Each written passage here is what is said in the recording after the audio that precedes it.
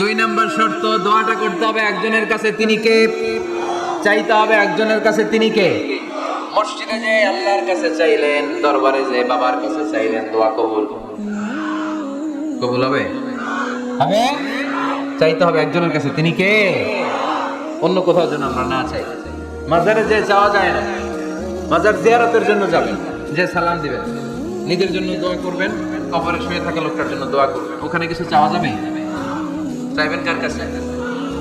দুইটা গেল শর্ত। তিন নাম্বার, ইয়াকিন থাকতে হবে যে আমার দোয়াটা কবুল হচ্ছে।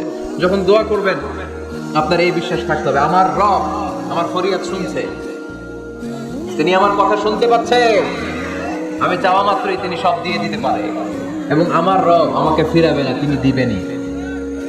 এরকম ইয়াকিন থাকতে হবে। উদু আল্লাহ ওয়া আনতুম মুখিনুনা বিল ইজাবা, এমন ভাবে দোয়া করো যে তুমি সুনিশ্চিত এই দোয়া কবুল হবেই।